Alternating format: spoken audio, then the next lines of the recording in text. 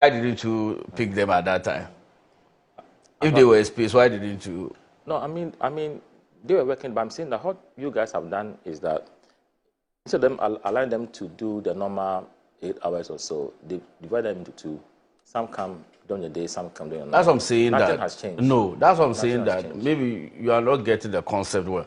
The concept or the idea is that places where the staff strength is already there, but they are. Whenever I say my PENDREAM TV there, I see them yopo. Today I want you to join me listening to how a first timer of the NDC side disciplined and lectured Kingsley Nyarko of Kwadaso, MPP MP, on the economy. Without much time wasting, I would like you to join me listening to what transpired between the two. And it was a hot banter and a disgraceful one of that matter. Join me listening to what transpired. Thank you. A transformation, mindset transformation. It would reflect one. That is why in our educational structure, we need to devote more resources, more investment at the preschool level. Yeah. Unfortunately, we're doing the opposite. At the preschool level. Yeah. Preschool level. That is where the foundation is needed. I know. Because if you're able to give them the needed skills and attitude, then they'll grow with them. Yeah. I was privileged to be a teacher at the basic level. Yeah. So my 18 junior high school, I went there. There was only one teacher, pupil teacher. Can you imagine? One teacher, pupil teacher, teacher son, wherever you are, I greet you. Yeah. So I joined him, and I became the acting headmaster there. Yeah. And I realized that even at junior high school 3, the learners couldn't speak English. They couldn't write English. Because at that time, they didn't have access to enjoy preschooling. Yeah. And if you don't enjoy preschooling, you start school at grade 1, the age of 6 years, you don't have the foundation. How can you survive? Yeah.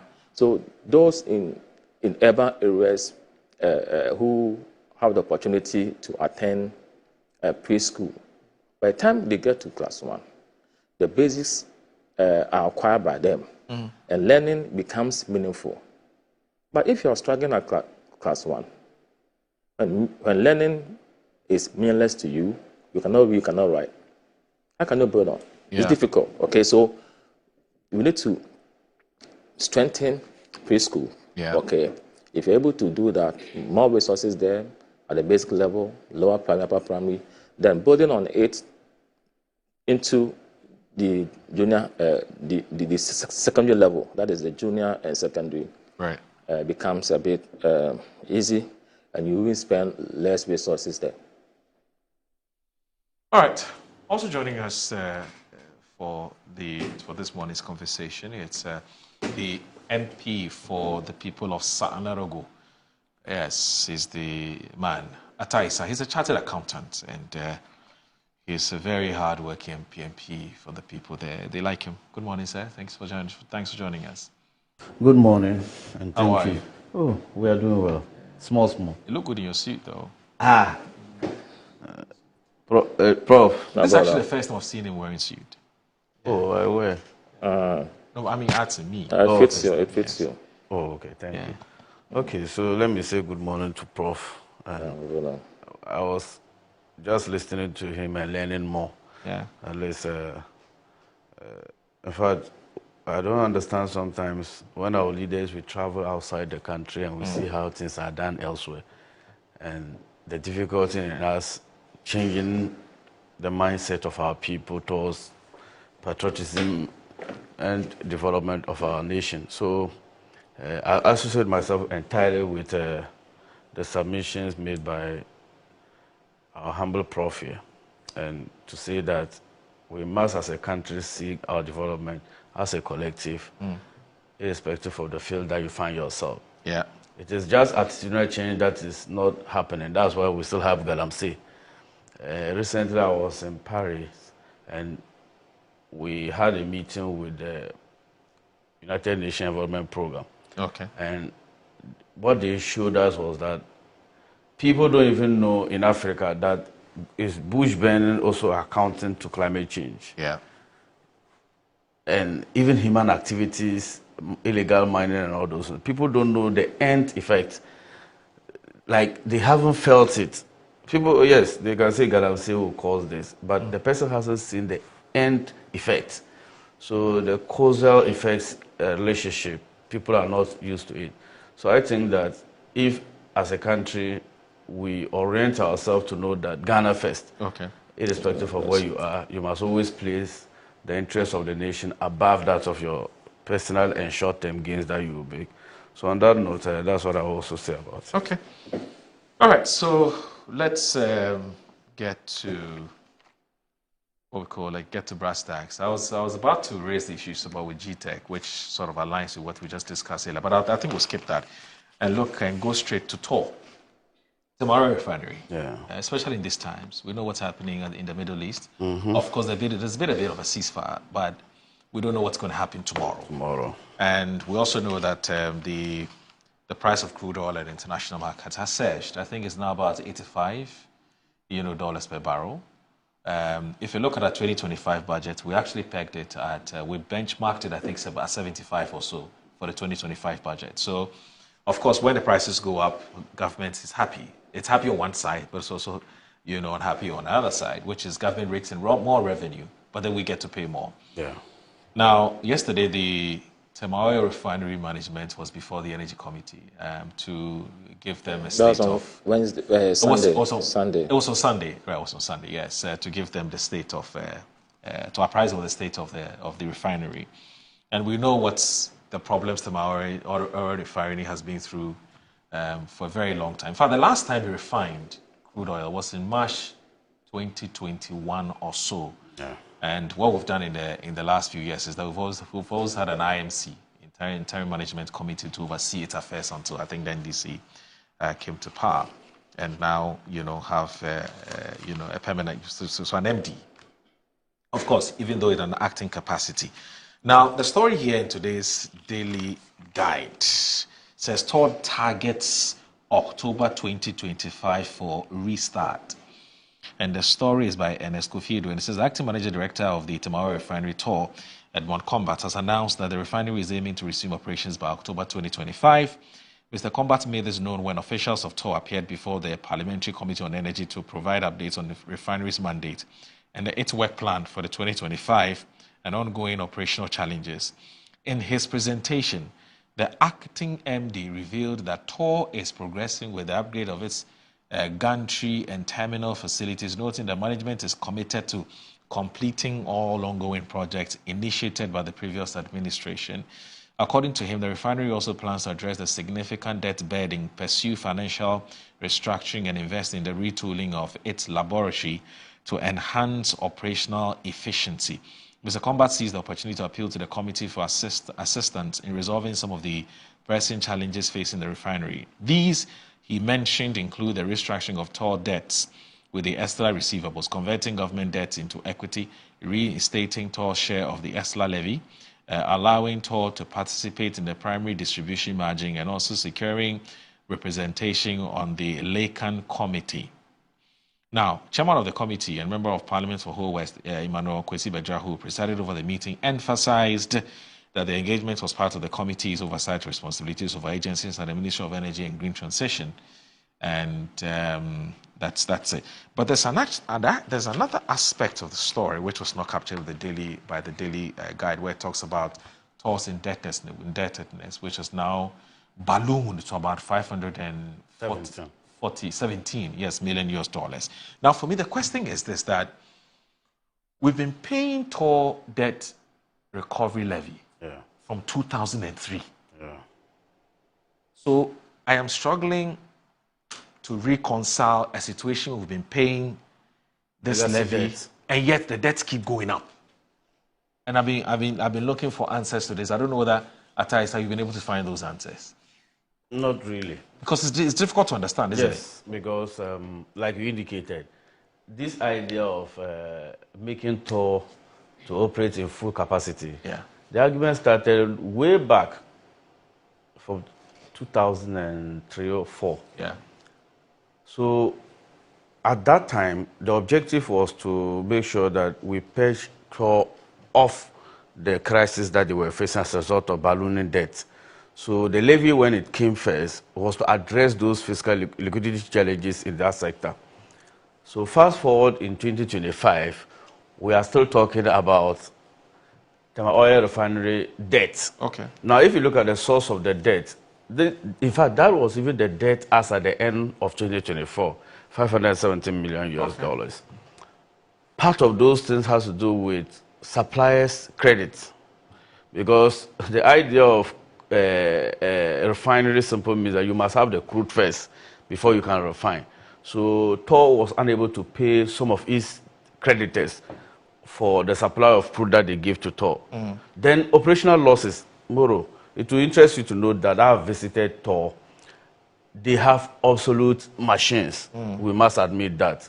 And in fact, sometimes this even reduces the morale of staff, because you go to the office, basic machines to do, Tor doesn't have, or it's obsolete. So in fact, the staff told me that what are they paying them for? And for me, I am surprised, because when Tor was set up, the idea was to place it as a strategic asset to the country. Yeah. Currently, as we speak, Ghana is positioned strategically that we can make Tor the refining hub for West Africa. Right. Why? Because of the insurgence of military takeovers by our neighbors. Many countries have cut them off the global chain. So Ghana has now become the center. So if you go, Burkina and other countries, they all clear their containers from the Ghana ports.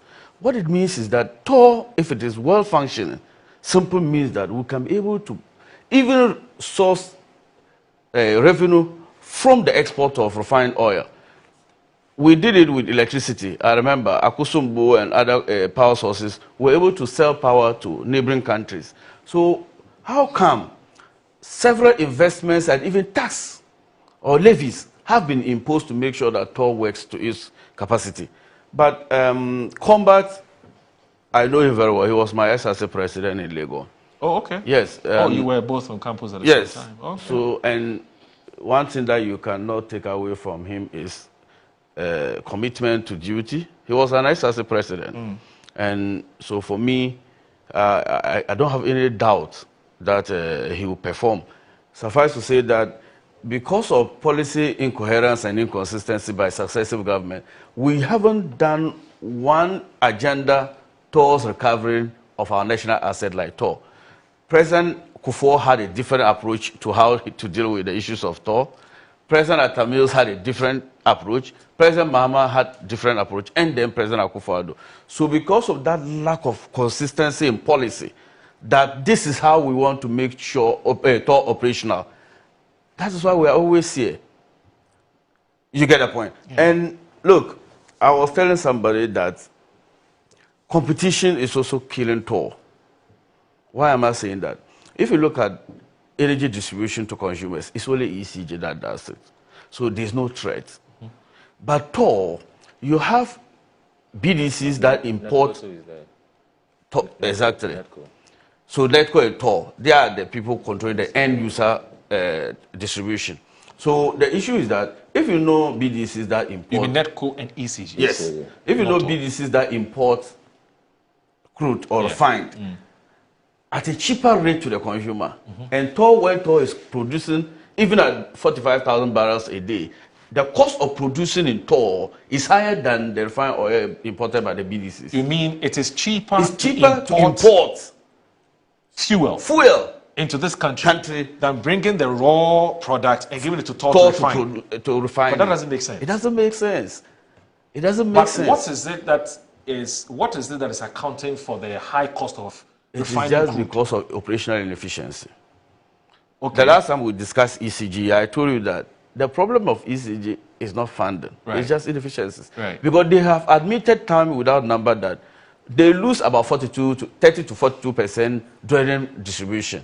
Gridco will also tell you they also lose some transferring to ECG. VRA2 will say they also lose some transferring to Gridco. So who pays for the inefficiencies?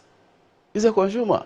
So, but if you are a BDC, there's no space for inefficiency. You import the crude from abroad, it gets to you through you go and get Lacan at NPA, have your storage tanks either with BOSS or with your private BDCs, then lodge your fuel there. At that time, it is ready for the market. But Tor, when they give them money, they, with the obsolete machines that they are using, when they are producing, a lot of the produce is waste. So yet you must pay your creditors. How do you pay? You have to convert the inefficiencies into cost for the consumer.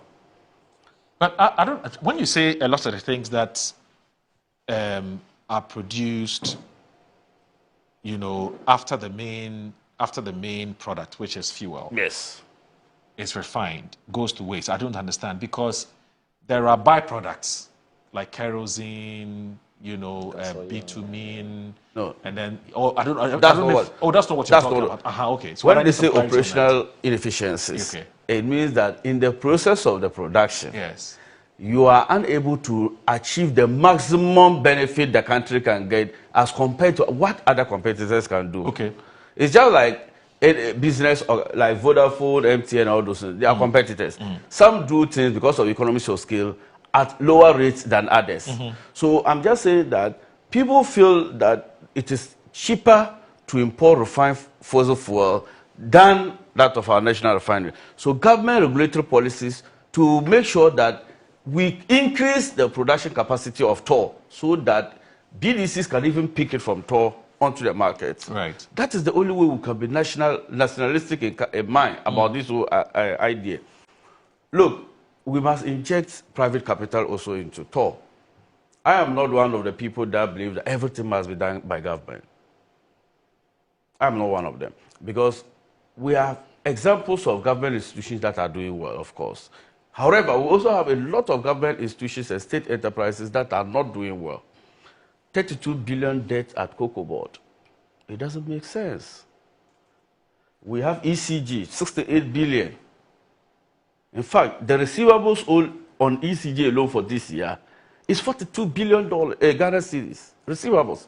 What they are expected to collect from people, they can collect. So that inefficiencies does not exist in the private sector. So if Tor, the idea is you make operational losses at the time of production, we must inject the private capital there to make sure that we produce efficiently. If it is also at the time of export prices to the fuel stations, we must inject private capital there to make sure we've actually...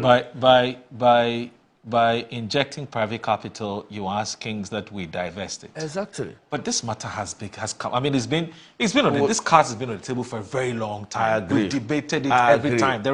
In fact, every time it comes up, CSOs kick against it because they say the strategic importance of Tor would make nonsense of it for us too, because it would increase the operational cost, and if you increase the operational cost, it defeats the very purpose for which Tor exists. But the good news is that Ghana is gradually moving towards green transition. Yes.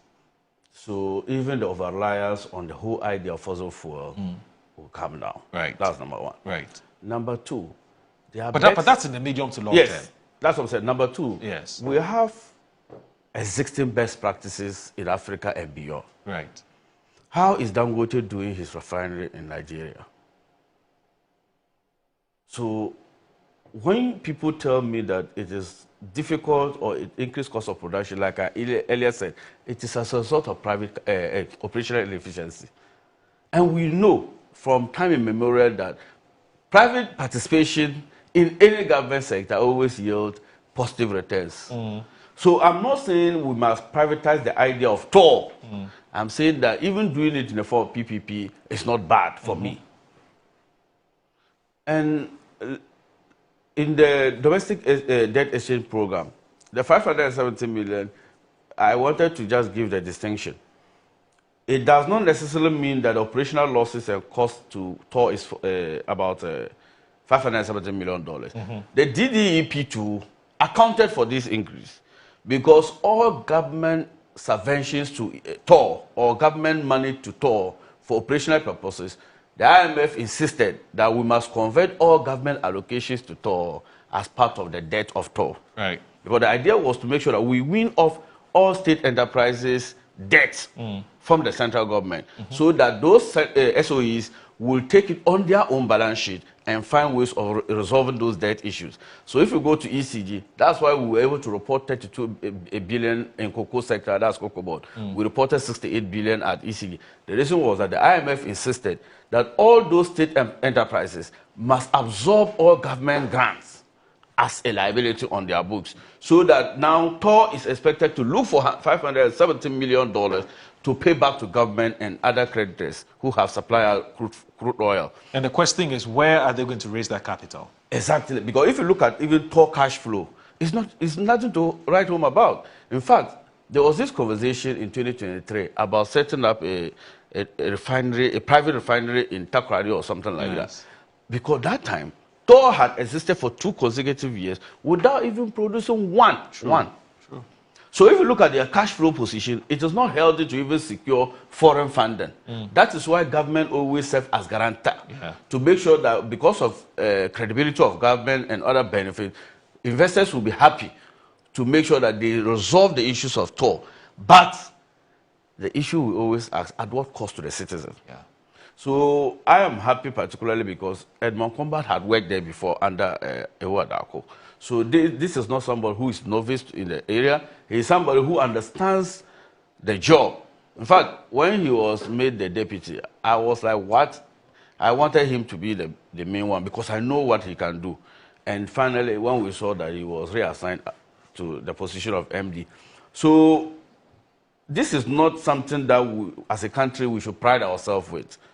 The ancestors or our predecessors that invested people's resources to establish this. In fact, the time they were establishing TOR, if somebody had told you that there is a revolutionary industrial revolution that will come later years, Dr. Kwame Nkrumah never saw the full benefit of TOR.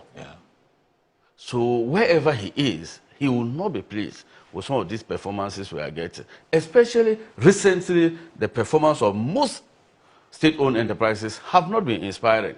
And it is high time that we make sure we hold people accountable for those inefficiencies. It doesn't make sense that you have operational costs as part of your overhead costs. Operational inefficiencies have been captured. Over the weekend, we met a lot of SOEs at Alisa Hotel. Some of them will tell us that the losses that they declare, a lot of instances is negligence and inefficiency, and they report it in our books. Those are the critical things that President Mahama must tackle in all successive governments, because we don't have that laxity to toy with people. People are losing public trust in politicians because people don't understand why we have gold, we have oil, and yet we are poor. And that's the one good thing that I wanted people to know about the establishment of the gold board. Because Ghana's participatory interest there of 10% and royalties of 5% does not make sense. So for me, I hope and I wish Edmond Combat well. I know he will deliver. He has given us October date to see TOR return to producing refined oil.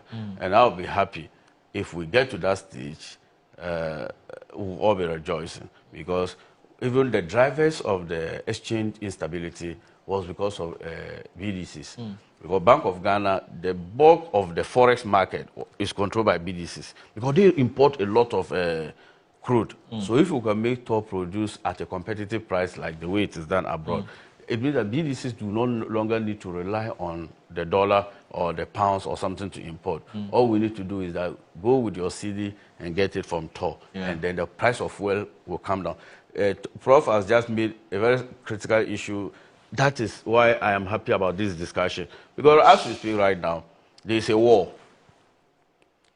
And I know that politics will not stop, because somebody too will say that there was war in Ukraine and Russia. However, this type of war there, it is also important for us to know that Iran at the OPEC level is a very critical stakeholder. And any issue that has to do with Iran in terms of oil and the Middle East in general affects the entire world. Exactly. So I'm sure it is part of the reason why we withdrew the energy levy of one Ghana city, because the idea was that the windfall that we were getting from 14 to about 11, that windfall, we wanted to take one city out of it. But because of these externalities, if you go ahead with that plan, what it means is that when the thing goes up to, what do you do? So because of that, we have to monitor the trends to see how the projections will go. And the finance minister will be coming in August to update the budget, because you know that we've benchmarked a lot of the revenue measures at the prevailing market price. Not July. I thought it was July. August, I'm told. But if it is July, that's fine too. That's the media budget. Yes.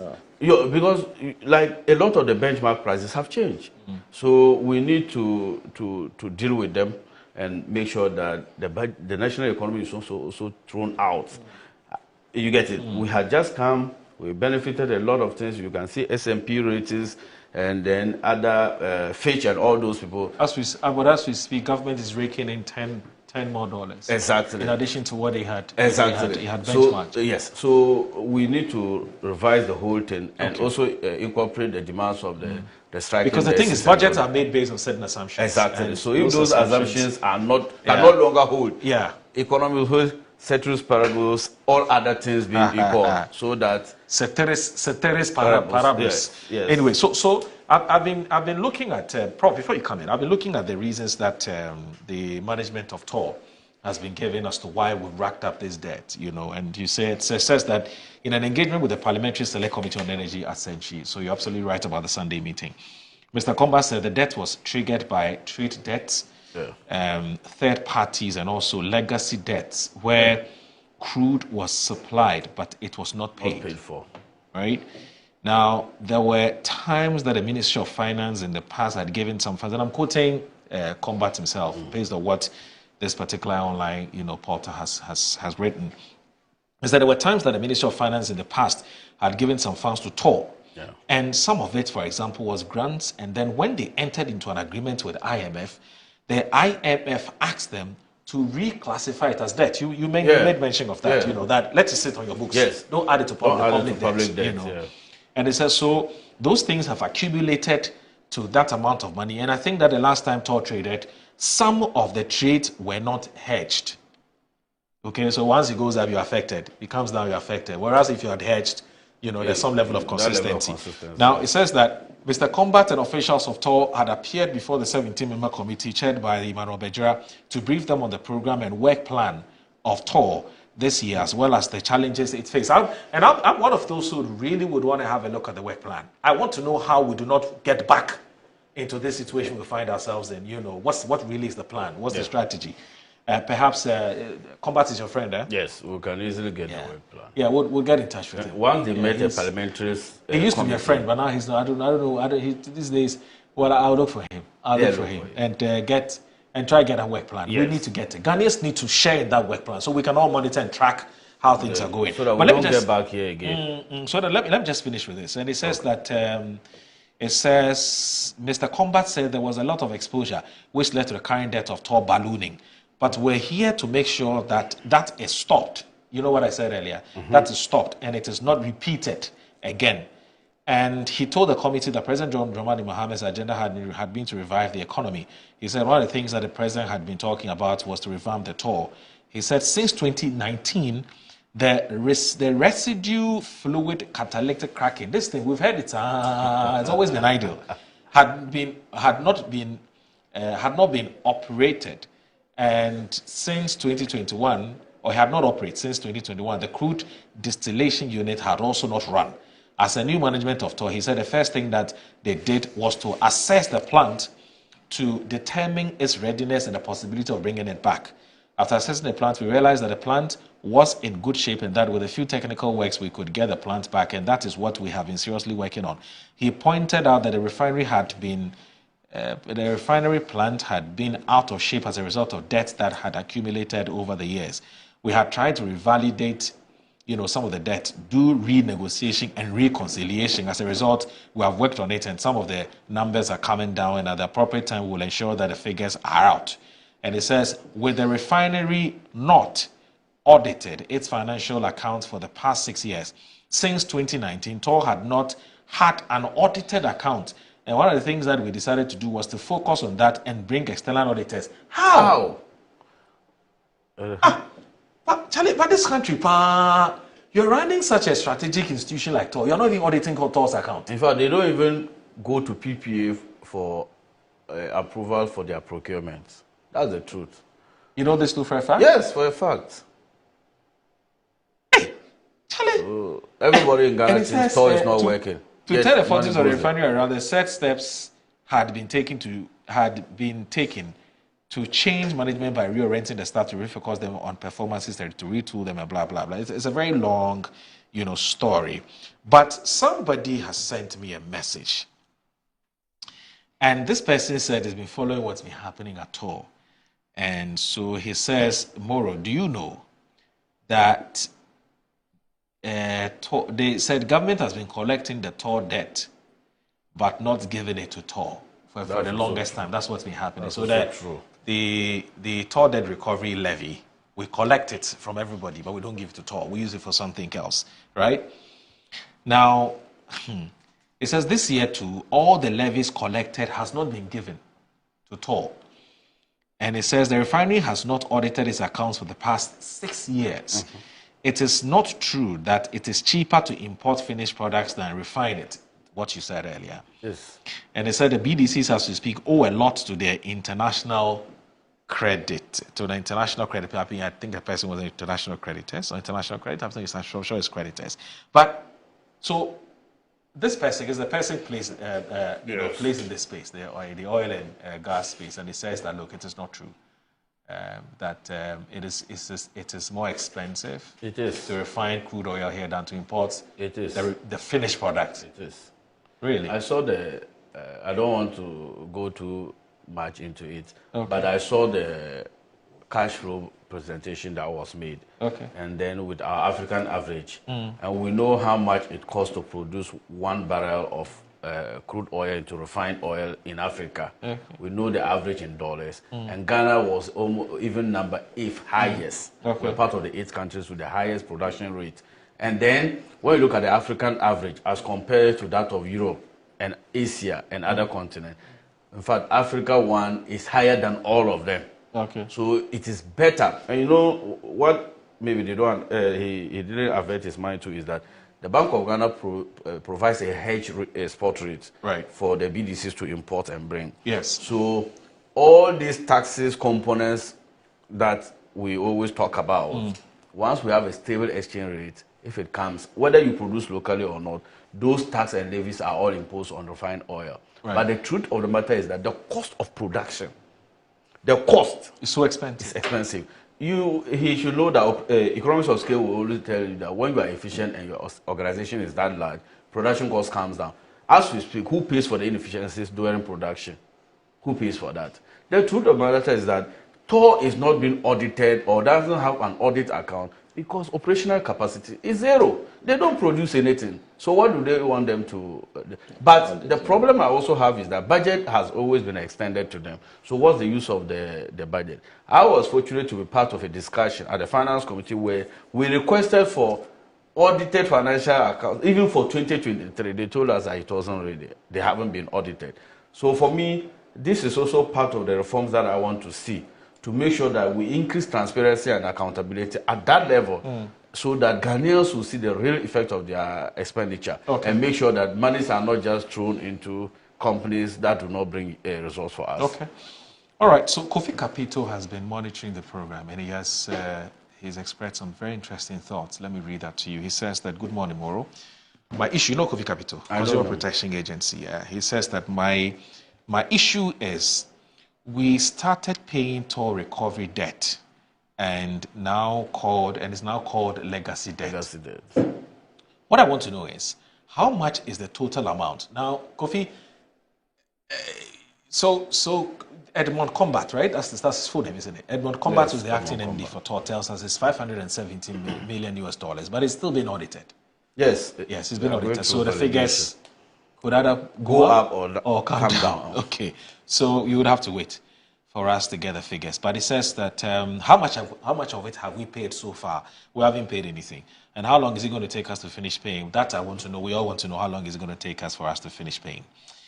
So that's it. So, Prof, Moro, how do you, or what do you think? Moro, so let me greet our viewers and my constituents from Kwadaso. So the petroleum agencies under the Ministry of Energy and Green Transition met on Saturday and Sunday at the Kosombo. I was there. Oh, you were there?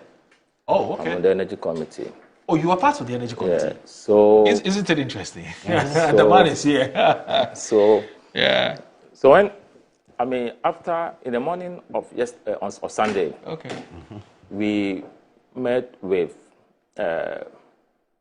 Petroleum Hub Development Corporation, then boss, then Tor. Was it Dr. Tony Obeng himself was there? Yeah, he came.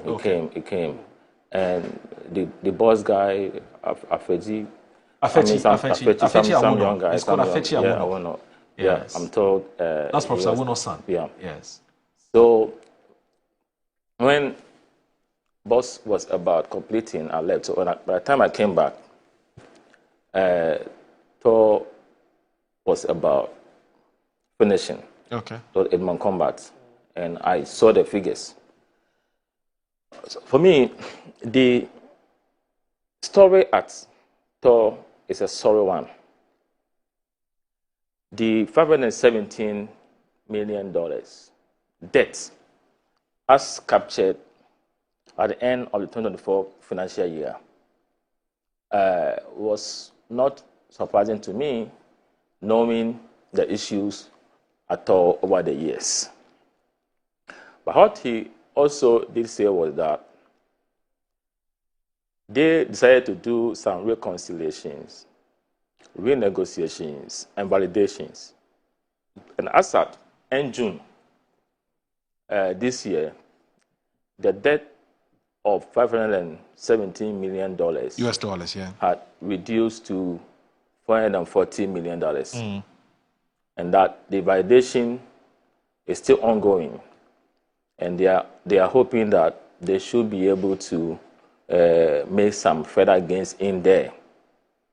But the debt starts from around, if you go into their books, 2009, 2010. In fact, they owe Sahara, they owe GNPC, they owe BOSS, host of them. From 2009 to 2023 or so. And my major worry is that, because Edmond, as Issa said, I mean, he looks promising. He looks promising. You mean Edmond Combat? Yes. Okay. He looks Have you promising. after your interaction with him? Yeah, I mean, I could deduce that he has a fair knowledge and appreciation of the issues. Later, I heard that he used to work when Wadacom was the boss over there. Yeah. He made a plea to us for the committee to help them to restructure their debt. In fact, Tor is even owing GRA to the tune of $13.6 million or so. It's not just GRA. I'm sure they even. I'm told they even owe SNET. No, SNET. It's a different matter. SNET, according to Combat, it's been cleared. That matter had been resolved. Okay. I'm talking about the outstanding $13.6 million owed to GRA. GRA, $13.6 million US dollars. Yeah, and they are pleading with us to engage GRA to set that one off. Okay, because as in to ring fence it. Yeah, no, or write it off. Yeah. Write it off. Yeah, that's what you yeah. So I think the committee will meet with the minister. We'll get a report done. We'll meet with the minister. 3 of the agencies that have critical issues for us to see how we should help them. My other worry is the emergence or the establishment of the Petroleum Hub Development Corporation that is planning to establish a petroleum hub in our country, okay? is planning to have about 3 refineries, each of them the capacity of 300,000 barrels a day.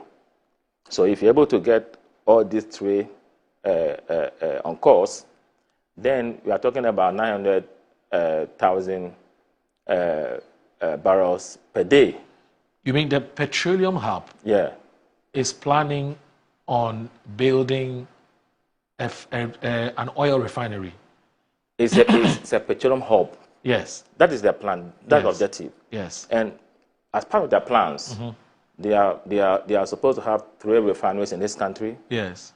5 petrochemical laboratories, Yes. 2 or more jetties and all that. And I'm saying that their capacity is going to be more than the capacity of Tor. Tor is now doing 45,000 barrels a day, but now they are saying that because they'll be able to modernize some of their equipment, modernize some of their terminals, okay, and upgrade some of their laboratories, they can do 60,000 barrels a day, okay. But that one is subject to getting the crude distillation unit in operation. That was what Combat said, that in September, October, they are convinced that they'll be able to get that one done. This is the part that keep me laughing. And the guy is very bold. Listen to what he said. Prof was saying Ghana publishing or something like that, 24-hour economy there. It's a shift system. The shift system.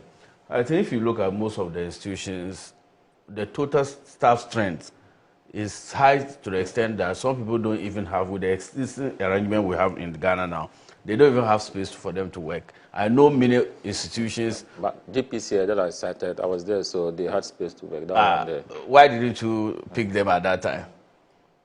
If they were in space, why didn't you? No, I mean, they were working, but I'm saying that what you guys have done is that instead of them allowing them to do the normal 8 hours or so, they divide them into 2. Some come during the day, some come during the night. That's what I'm saying. Nothing has changed. No, that's what I'm Nothing saying, has that changed. maybe you are not getting the concept well. The concept or the idea is that places where the staff strength is already there, but they are not utilized well, you need to make them operate at full efficiency. And if you remember, you made a claim that some workers of even Tor had agreed to even leave the country because of underutilization. So I'm of the view that most agencies, for example, I was at DVLA. If you look at the staff strength of DVLA, it will even take us 3 years without recruitment because the place is choked. And it is similar in most organizations. So the 24-hour economy is not supposed to create inefficiency. It's rather supposed to create efficiency for our people. And but you should understand what he's saying. You already know, oftentimes, one of the things that when you were campaigning for elections, you had said was going to be a major source of employment is Yes. the 24-hour economy. have you seen the framework? But I have not seen the entire framework. But if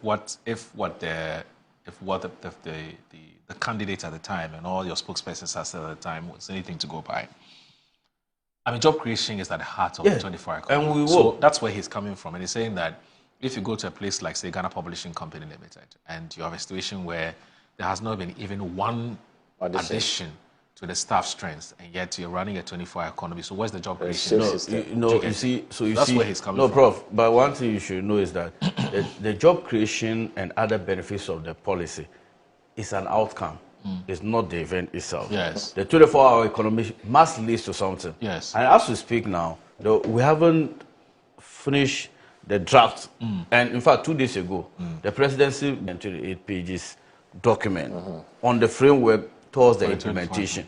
So it's not in full swing. Exactly. Okay. So it is when the implementation is done, then the fruits of it, which is employment, increased volumes of production, and all those, will now be the benefit of the So there's a policy. difference between a state-owned enterprise saying that we've started a 24-hour Yes. services. Yes. As compared to we're now members of the 24-hour economy program. In fact, because then you would have to abide and work within a certain framework, which is still being crafted. So I get but let me, over the weekend when we met, one of the agencies that we spoke to was Exim Bank. Okay. And there's a secretariat at the presidency that is directly responsible with Exim Bank in terms of coordination of the 24-hour secretariat. Okay. The idea is that we want to do an import substitution economy and export-led. So the prime agency to drive that is the Ghana Exim Bank. Now, the 24-hour economy is not entirely public. We were categorical during the campaign that we will be doing smart metering program, financing, security, and other benefits. So if you look at it, President Mahama only talked about essential services in the public sector, not every organization. We were very clear, and it's in our manifesto, that we specifically mentioned institutions and sectors that we are targeting in the public sector. But this initiative is a private-led initiative. Okay. That is why we are saying that we are bringing a framework that companies can access, and the benefits that accrues as a result of signing, when people see it, they will be tempted to follow the 24 hours. So this is not like we have won just 5.5 months to the after we have won, then you expect to see 24 hours. I think that's not the best. Okay. I mean, with respect, the issue I raised was to support an observation I had made. And it was that until I see the full implementation of the 24-hour economy and how it is going to drive our industrialization agenda, increase productivity, add value to products, increase our export volumes, then any purported statement that the city had been stabilized, for me, would be artificial, because when the city strength starts going down, we'll be exposed.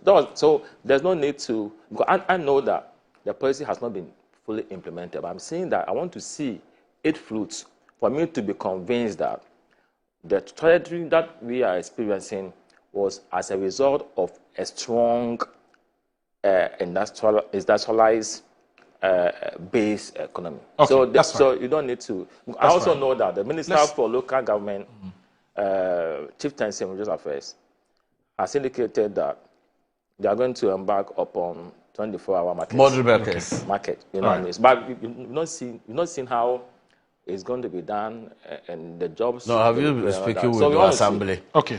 It's now localized. Okay. But in my assembly, nothing has been done. But I had discussion with the Minister for Local Government, Chief Tensi Affairs, Chief Tensi and Religious Affairs, and he told me the plans in that regard. But in my constituency, quite that so. All right. Nothing has been done. So let's wait for the blueprint. Yes. Let's wait for the In fact, it's even out. No, so that I know the mischief that was inside the... No mischief. No, because the way you presented it suggested that we were late or something. Yeah, late, you are late. How? Did we give you a month that will implement So should we wait forever? No, but you don't direct the way we should run the country. No, I'm a Ghanaian, I have the right to ask questions. Yes. And your questions are legitimate, and we are providing with a response to the effect that I don't have the right to demand. No, I said that you don't have the right to direct us. To direct you. Because if you say it is late, it means that you had an expectation that a certain period of time, the 24 hours. Most Ghanaians hold that view. How do you do that assessment? Okay. How do you check that? No, I speak. So your constituents are not expecting you to act now? How do you... No, don't bring that. My constituents we told them that President Mahama would implement a 24-hour economy. How? 5 months to election, after an election. Let's make progress. When did we even set up the government? So let's make progress. I beg you. We don't have all day. No problem. Yes. Thank you for making time with us once again. We really appreciate your time on the channel, and also urge all new viewers to subscribe for more videos, like and also share to other friends of theirs and other platforms that they belong to. We are much grateful for everything you do for us here, and we urge you to stay glued to the channel by turning on the notification bell. Thank you. PENDREAM TV now, so far so good. Say open online portal e wo Ghana. Nipa share, nipa follow, nipa comment here. To my best of knowledge, without any biases, PENDREAM TV.